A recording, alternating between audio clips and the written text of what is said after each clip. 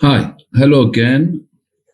I hope you enjoyed the last session about neutrophils and macrophages and eosinophils, basophils. We will finish today with through this session, the NK cells and cytokine and the complement system. Basically, by this third session, we will finish all the innate immune response, and then we will move next time to MHC class presentation, as well as T cells selection and B cell selection. Let's start with NK cells. Natural killer cells belong to the lymphocytes, which kill intracellular microbes and produce the cytokine interferon gamma, which activate macrophages. We have seen that the only lymphocytes that belong to the innate immune system are natural killer. Natural killer cells comprise 10 to 15% of lymphocytes in the blood and lymphatic organs. NK cells lack T cell receptors and surface immunoglobulin. They don't share with T or B cells. Morphologically, NK cells are larger than lymphocytes and contain eosinophilic granules in their cytoplasm. NK cells have the innate ability to kill infected cells with viruses, tumor cells without any sensitization. Since they don't have a memory, they just can recognize, and we will see the mechanism of recognition as well as how they kill infected cells. These cells are the first line of defense against viral infections and tumors. In humans, NK cells make up an average of 5 to 20% of nucleated peripheral blood cells.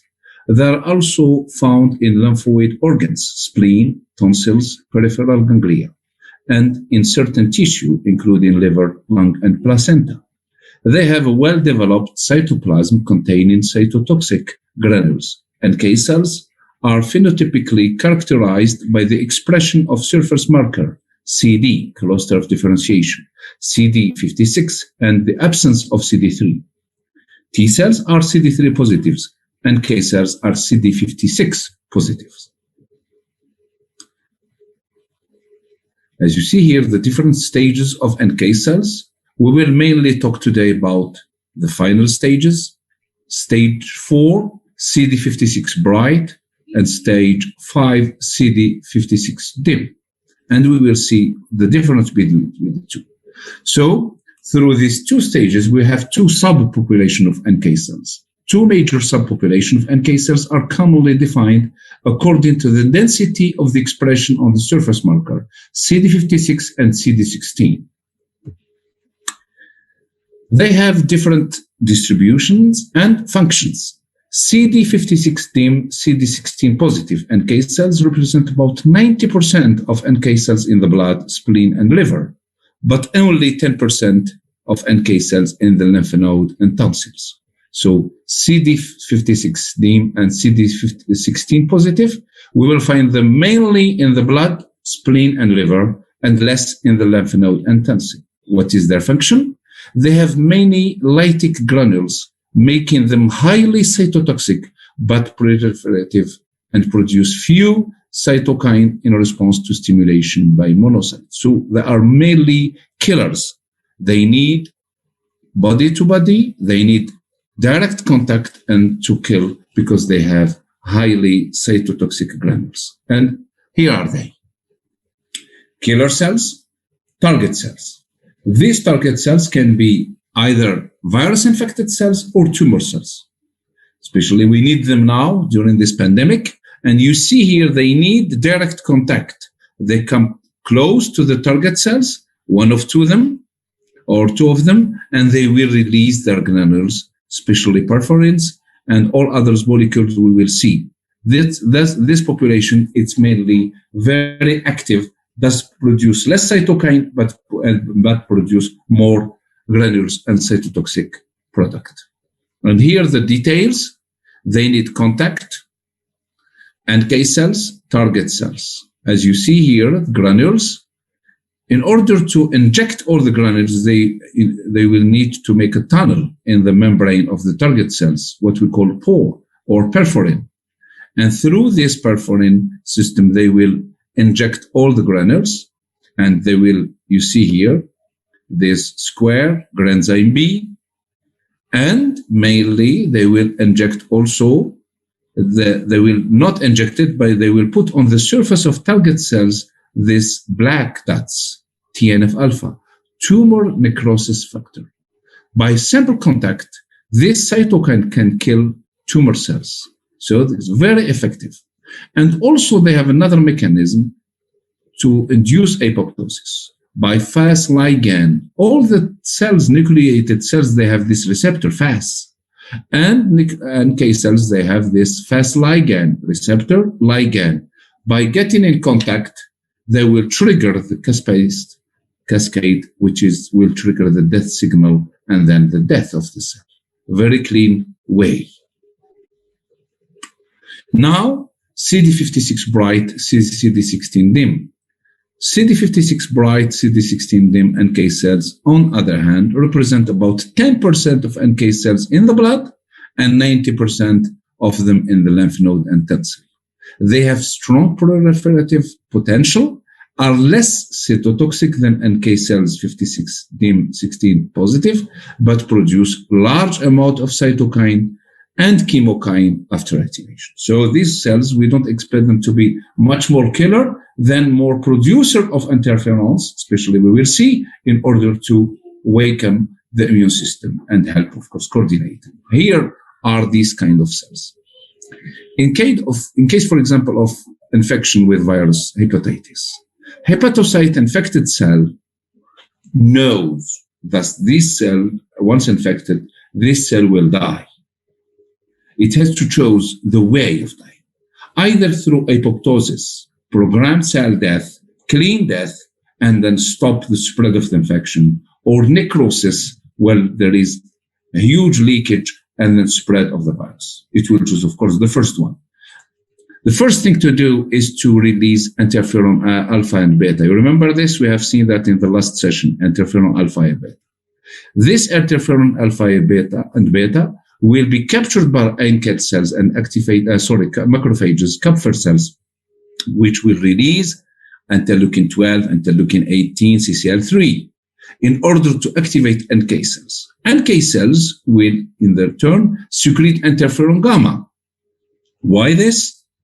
In order to protect non-infected cells, because non-infected cells yet, they have an enzyme system that can prevent the replication of the virus, not prevent the entry. No, the virus will enter, but it will stop the replication of the virus, and then through helping interferon alpha and beta.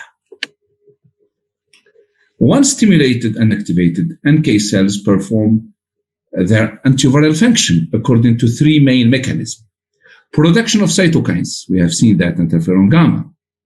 The release of cytotoxic granules, we have seen that in the first slide. And lysis of target cells, killing of target cells.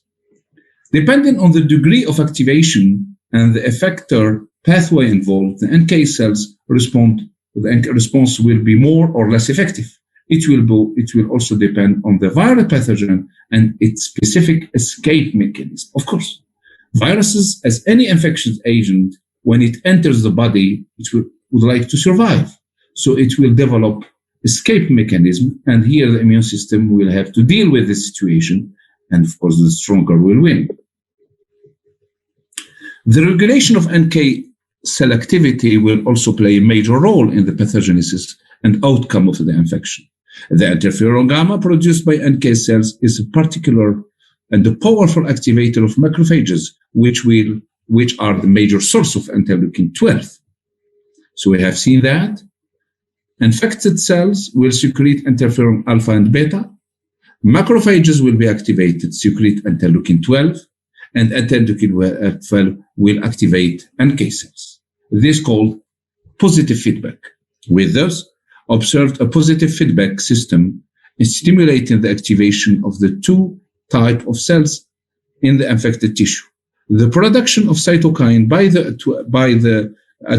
producing interleukin 12 by the macrophages is also important in the initiation of T and NK cell response. So basically, the macrophage will produce interleukin 12, activate NK cells, NK cells produce interferon gamma, activate macrophage, and then it's around, and of course, feedback positive. Interleukin 12, interferon gamma activation of the macrophage. Once the effector T cells arrive on the site of the infection, they become a source of interleukin 10, a cytokine that inhibits NK function. In this case, there is a negative feedback system is observed, which limits the response. So basically, there is a cascade, and hopefully we will see it here. Infected cells will secrete interferon alpha and beta. Captured, received by macrophages will secrete interleukin 12. Interleukin 12 activates NK cells to secrete interferon gamma. Interferon gamma will help macrophages to destroy feedback positive. But at some point, this NK cells cannot be active forever. You will see the decline. Who is provoking the decline? The arriving of T cells. T cells, when they are on the site of the infection, they will tell the NK cells, please make a pause, make a stop, by secreting interleukin 10. Interleukin 10 received by NK cells will make a slow activation, and then they will make stop. Why? Letting T cells doing the job. And here we have a communication between 4 components: infected cells, macrophages, NK cells, and T cells. And everyone is doing the job regarding to a timely manner, and of course, trying to get rid of the infection. Some infections are cleared by the innate response, but residual viral foci with low viral titer may persist and cause reactivation. We have heard about people getting reinfected by the virus, coronavirus, but it's mainly rather a reactivation of a residual infection. Since there was no 100% clearance of the virus, some people, the virus will remain. And if there is a stress, cold, or this confinement, or any stress, then the virus will take this opportunity and reinfect again. Some viruses can also cause long-term persistent infections associated with high level of virus due to the poor immunological response. Thus, the balance between the functional immune response and the viral titer is crucial in determining viral persistence. NK cells can thus directly control infections by certain viruses depending on their activation, in particular through the overexpression of protein induced on the surface of infected cells, but can also play a direct role in the progression of the disease. So, as mentioned, every kind of cell of the immune system has a physiological role, and unfortunately sometimes it plays in the pathology. It complicates the situation, and NK cells are not the exception. Conversely, the virus can escape lysis by NK cells by inhibiting the function of these cells. So it will have a mechanism to escape, and then the NK cells cannot do anything. Thus, a lack of total activation of NK cells is reported in some severe infections, leading to dramatic consequences on the outcome of the infection. This is the case, for example, with Ebola. We know that Ebola, one of the deadliest viruses on earth, it can kill 8 to 9 people out of 10, and it can kill within a week. So basically, if it does this, it has mechanism to escape the immune response. This work has shown that the number of NK cells decreases in patients infected with Ebola. In addition, Ebola virus was observed not to induce activation or proliferation of NK cells in mice. They remain unable to produce cytokine or lyse infected cells and therefore control Ebola infection. It should be noted that this infection is associated with a lack of interferon type 1 production, which could explain the lack of activation. So what does this virus? It enters the cells. It will inhibit the cells to secrete interferon type 1, which is alpha and beta. If there is no alpha and beta, there is no activation of the macrophages. If there is no activation of macrophages, there is no activation of NK cells. And here the virus has already won the war since, or the battle, since it has stopped the cascade of information. An increased susceptibility of infection with viruses has also been detected in patients with immunodeficiency affecting NK cells. The most emblematic case remains that described in 1990 of a teenager girl suffering from severe and recurrent infections by several viruses of the herpes viridae family. So this girl was suffering from herpes viridae, and don't forget, COVID can weaken also the herpes viridae, either here on the face or like Epstein-Barr virus. So this girl was suffering from recurrent infection because she was unfortunately immunodeficient in NK cells activity. Also, this young girl was completely devoid of CD3 negative CD16, 56 or CD16 positive cells, but had a normal B cell lymphocytes. By lacking NK cells, this infection couldn't go away. Another patient affected by recurrent cervical carcinoma following infection with human papillomavirus was also found to be deficient in NK cells. These two cases are among the few known examples of selective NK cell deficiency and confirm the crucial role of these cells in the control of viral infections.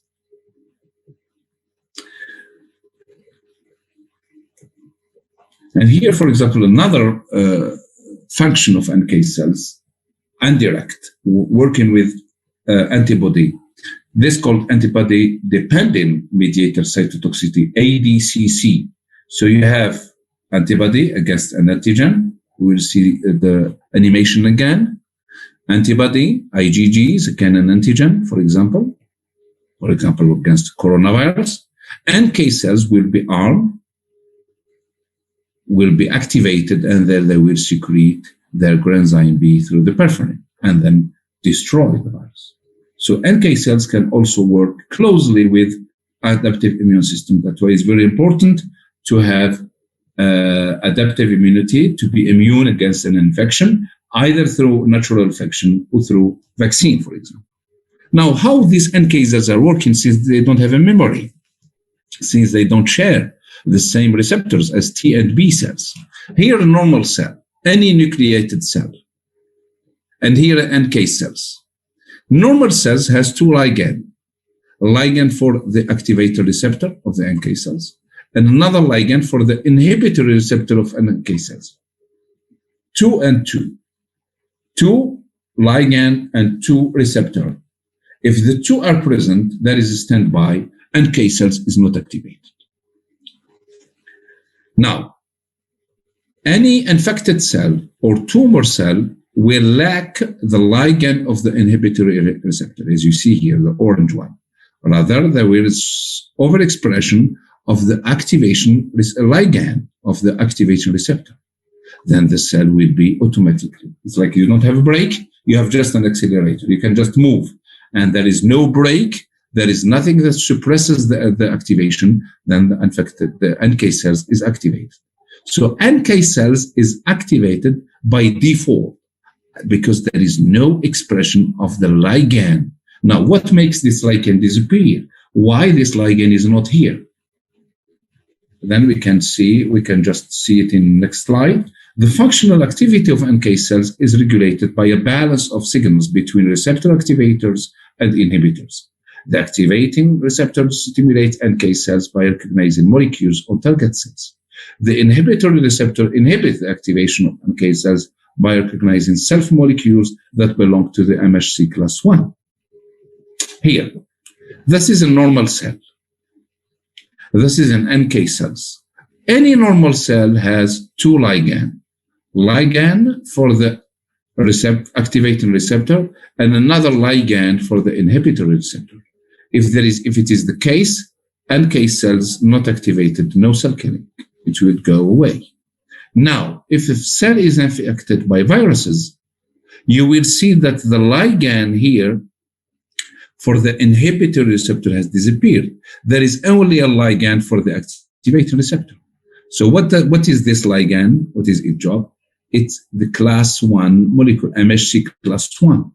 Any normal cell should have an antigen, a protein on the surface called MHC class with the antigen. But infected cell, some viruses are smart. They know if they will infect the cell, this cell will present their antigen to the T cells and to tell them that I am infected. So they are smart. By stopping the expression of the antigen, they will also stop the expression of the MHC class 1 molecule. So there is nothing. NK cells will come, find nothing, find no ligand for the inhibitory, it will destroy. So basically this virus has signed his sentence death by stopping the expression of the MHC class 1 molecule and the antigen. Now, what is the relationship between this viral infection and tumor cell? Tumor cells are previously normal cells. They have mutated and then have acquired some functions. First, no stop division. They become immortal. Two, they will become mobile. Normally, a hepatocyte or lung cells does not move, but they will become mobile. And they will try, of course, to go to the blood to get some resources, especially sugar, and of course to move to another organs. By doing so, they will have to mask their identity. Otherwise, they will not be accepted. How can a lung cell move to the brain cell or to the liver? It cannot, because it will be destroyed. By masking the self and CMH class 1 and self-antigen, it will normally be like embryonic cell, and then it will move. By doing so, it will, of course, mask this MHC class 1 molecule, and then it will be exposed to NK cells. Basically, this escape mechanism couldn't move through the NK cells nets, and then it will be activated and kill infected cells or tumor cells. Cytokine of the immune system. We have been talking about cytokines, interferon type 1, alpha and beta, interferon gamma, interleukin 10, interleukin 12, and so on, and TNF. We will see three major cytokines of the innate immune system. As you see here, that's what we called earlier feedback positive. The macrophage has captured microbes. It will secrete IL-12. It will activate NK cells, and NK cells will secrete interferon gamma, and that's what we call feedback positive feedback. In the other hand, it will secrete TNF and interleukin 1 and some chemokine in order to recruit neutrophils. You see, all these three cells communicate through cytokine. If there is no cytokine, there is no way to communicate and no way to coordinate the immune response. Cytokines, they have the receptors, IL-4 receptors, IL-7 receptors. Through these receptors, the cytokine will trigger a cascade of reaction until the nuclei and then make whatever protein molecule should be synthesized. In response to microbes, macrophages and other cells secrete protein called cytokine that regulates several responses of innate immunity. Cytokines are soluble proteins responsible for communication between leukocytes among themselves, as well as between leukocytes and other cells. We have seen leukocytes talking to each other, but also they will talk to some also somatic cells. Cytokines are secreted in small amount in response to external stimuli, such as microbes. Cytokines exhibit a very high affinity to receptors in target cells. They often act on the cell which secretes them, autocrine action, or the adjacent cells just close by, paracrine action, and also we have endocrine action like secreting or moving to other organs. We will see three of them, and the first one is interleukin 1. Interleukin was secreted by activated macrophages. Always keep in mind that macrophages that are not activated, they will not secrete cytokine unless there is activation, because activation needs energy. Interleukin is secreted by activated macrophages that they have pleiotropic activity.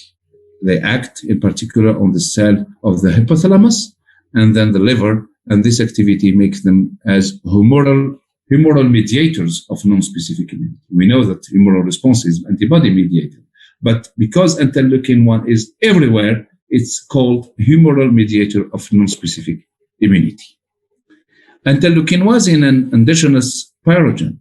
It acts on the thermoregulation or thermoregulation center of the hypothalamus and generates hyperthermia, which has a beneficial role in the fight against infections. So basically, when we have an infection, we have fever. And fever is not a direct consequence, it's an indirect consequence. The virus captured, or the bacteria captured, the macrophage will secrete interleukin-1, which will act on the hypothalamus, and then we will have fever. Is the fever beneficial for us? Yes, indeed. By inhibiting the tissue growth of bacteria and multiplication of many viruses are blocked by the high fever or by fever. By increasing the mobility of granulocyte and their bactericidal capacities, neutrophils, eosinophils, basophils will become much more killer, powerful, by increasing the production of interferons. So that's why it's very important not to stop the fever always. Sometimes some people are always trying to block the fever. They are happy to have 37. No. If you have an infection, it's very normal to have 38, 39. As long as we can tolerate the fever, we can keep it this way because it will help killing. Because if you will reduce the fever, the temperature, it will become 37, and then the bacteria or the virus will grow. It's very important. Exception for babies or very, very elderly people. Normal person, adult, can support 38, 39, and it is a powerful tool to help immune response. IL-1 activate also hepatic cells, which under its influence secrete a considerably increased amount of inflammation proteins. TNF. TNF is like interleukin-1, a monokine which has pleiotropic activity. It has an activating role on the cell of specific immunity. It is an endogenous pyrogen, so all of them, they stimulate or they increase the fever. It activates the hepatic synthesis of inflammatory proteins. It stimulates the activity of polynuclear cells. We call this monokine TNF, tumor necrosis factor, because it can damage cancer cells by simple contact. We have seen that. That's why this molecule has been called TNF, because the first discovery of this molecule was on tumor cells. But we know now that it has another function also in infection situation. Just by simple contact, TNF can kill tumor cells. Then there is a difference between TNF alpha and TNF beta. TNF alpha is secreted by activated macrophages, while TNF beta is secreted by T cell, lymphocyte, activated lymphocyte. We call it also cachectin because released massively during chronic infection, it accelerates lipid catabolism and leads to significant weight loss, cachexia. You can see a person infected after 3 weeks, weight loss, a little bit not very looking healthy. And this weight loss is due to massive production of TNF because it will accelerate lipid degradation. Interferons in plural, because there are so many, they have antiviral activity. Interferons constitute a set of glycoprotein which are produced by early and briefly by cell infected with viruses. We have seen interferon alpha and beta, we have seen interferon gamma. They diffuse into neighboring tissue and bind to specific receptors on uninfected cells. The binding of interferon they repress or activate the synthesis of several enzyme systems that will be activated if the virus enters the cell and prevent viral genetic information from being released. Interferons are specific to each producer species, but protect cell from infection by many viruses. We have interferon alpha, beta, gamma, and other interferons as well. They stimulate the cytotoxic activity of macrophages and NK cells, and also they are endogenous pyrogens. So basically, any infection, any vaccination should be followed by fever, because it is normal reaction. It should help the immune system getting rid of the infection. Last but not least, the complement system. The complement system is comprised about 20 plasma protein whose activity are generally revealed by a succession of enzymatic cleavages in cascade. The enzymatic cleavages generate fragments which can react with specific cellular receptors. The complement system serves three functions. C3b envelopes microbes and allows their attachment with phagocytes, opsonization. So that is antigen, antibody, and then the complement comes and then envelope and helping monocytes to get rid of the infection agent. A few products derived from the complement protein C3a are chemotactic of neutrophils and monocytes and induce inflammation on the site of complement activation. And of course, activation of the complement results in the formation of complex of polymerized protein which become embedded in the microbial membrane, forming pores that will pass water and ions that kill the microbes. So basically, either the complement will cover and help the phagocytosis, or the complement will help activation neutrophils and of course recruiting monocytes in order to get rid of the infection agents, or activate or getting polymerized protein in order to make holes and then making an osmotic shock. The complement system is a part of the innate immunity. It is a multifunctional complex system. That's why we call it system, comprising more than 30 plasma and membrane protein that are activated by a cascade of enzymatic proteolysis generating activation fragment. It is responsible for the first reaction to a pathogen, since it is in the blood, increasing acquired immunity, and the elimination of the immune complexes and cell death by apoptosis or necrosis stress function, as well as many other cellular and tissue functions. The aim of this is we will talk about, of course, all this complement as well as the pathogenicity of complement. As we said, every single element of the innate immune system has, of course, its role in the physiology, but unfortunately, it has also its part in the pathology. In those, becomes necessary to know this disease and to know how and why to intervene. These three essential elements we have seen: opsonize the microbe cell, what we call deposition of C3b, in order to ensure its elimination by our phagocytic cells. Release C5a, which is an anaphylaxin and chemoattractive factor, increasing inflammation, and to form a membrane attack complex called MAC, membrane attack complex C5b, C9, which destroy membrane. So opsonizing, recruitment, and of course, perforin activity. This activity is therefore directed against pathogenic microbes. Unfortunately, it's often responsible for inflammation and tissue destruction by excessive activity. Any element of the immune system, when it's overexpressed, overactivation, it will turn against the normal function. In a number of situations, it is particularly the lack of control of the complement cascade that is responsible for overreactivity. So the complement, we can find it already here.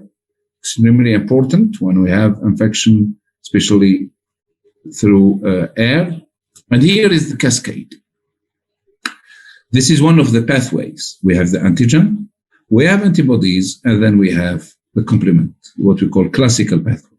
Activation of C1, and you will see here there is cleavage, C2, C4, enzyme, C combination, and then activation of the C3. C3 will be cleaved, C3a, and then C3b, and then C3a-b will be bound to C5, getting C5a, C5b, and then C5b with C6, 7, and C8 will be, of course, systematically making a whole. So it's extremely complicated cascade. And sometimes something goes wrong in this cascade, leading to overexpression or overactivation, and then leading to inflammation.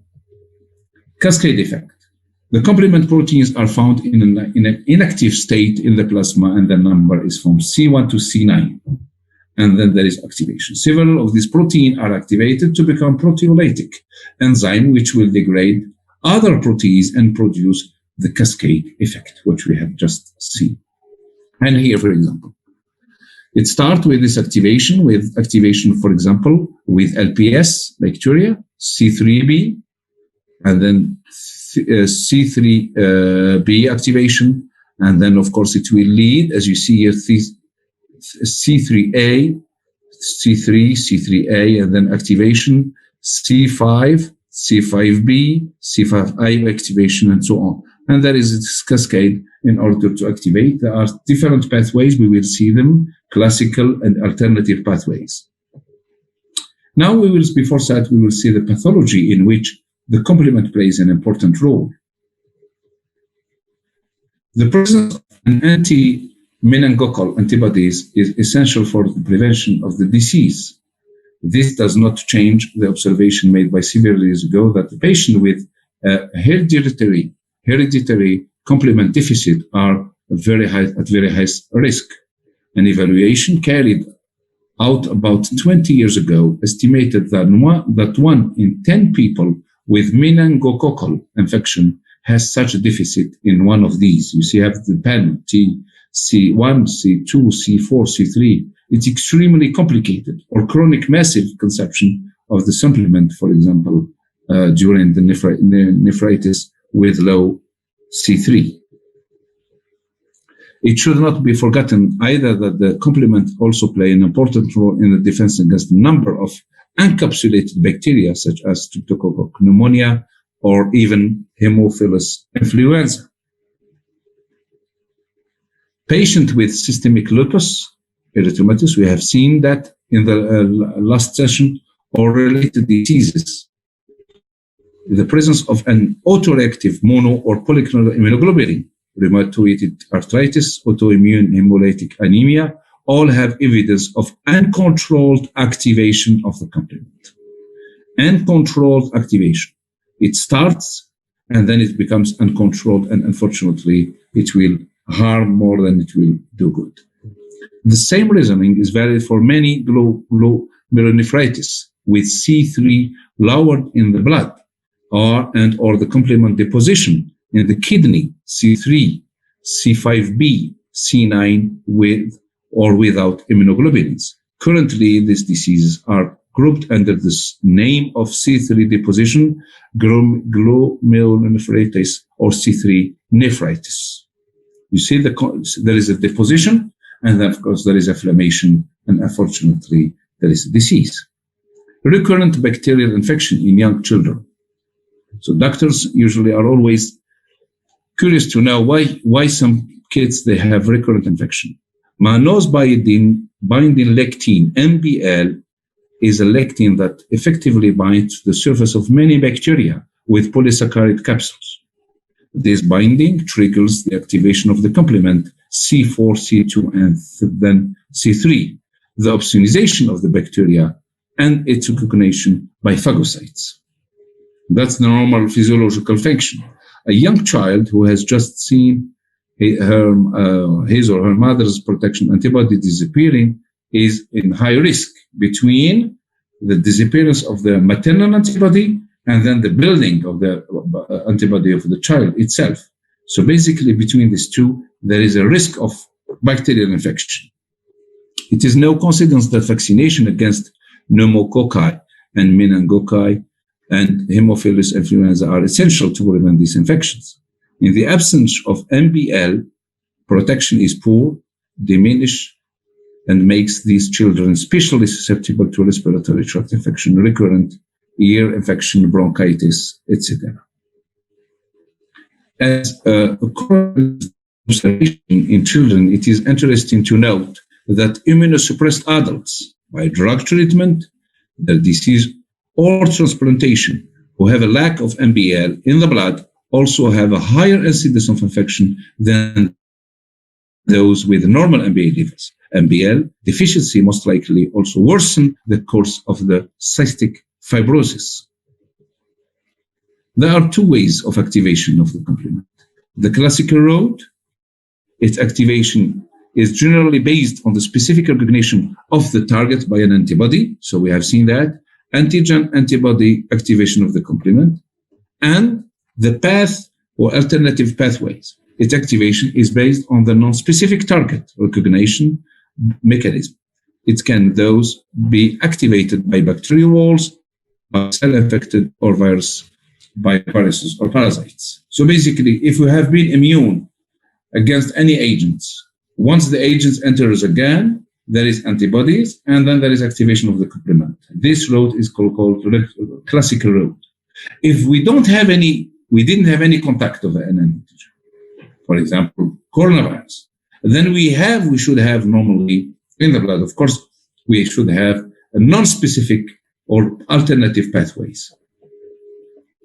The complement are major. We have seen that opsonization, production, and activation. And here you have the classical pathway. Antigen, antibody, activation of the complement, C3. C3b will be divided to C3b, opsonize, and then taken to the monocyte and destroy the virus, for example. C3a, cleaved, will go and recruit neutrophils in order to bring them to the site of infection. So extremely important. One is taking care of the antigen and the other part is taking care of inflammatory cells. Now, if we don't have any antibodies, either there is this alternative pathway, of course it will be activated, but it won't trigger, of course it is not classical because we don't have any antibodies, and there is of course recruitment of neutrophils in the site of infection. If there is a lectin pathway, mannose, we can go also through this way, or of course we can have this membrane attack complex. Membrane, it make a hole, and then through this shock, it will make the bacteria especially explode. And here is electron microscopy of this membrane attack complex. And here a slide where we show antigen, antibody, complement system, C1 of course, and then it will make a whole membrane attack complex and make the bacteria especially explode. It's extremely efficient since we have this way to attack these viruses and bacteria in a very quick and fast way. Thank you very much for your attention. I think we managed to get to mention all the elements of the innate immune system: monocytes, macrophages, neutrophils, basophils, eosinophils, NK cells, cytokines, and complement. Next time, I hope we will enter a small, little bit complicated part, which is MHC class molecules, class 1 and class 2, relationship between MHCs as well as T cells. And of course, we go to T cell selection in the thymus. And finally, we will finish it with the B cells. And always, we will try to give you the physiological function as well as, unfortunately, the pathological implications of this element. Thank you very much again and hope to see you next time.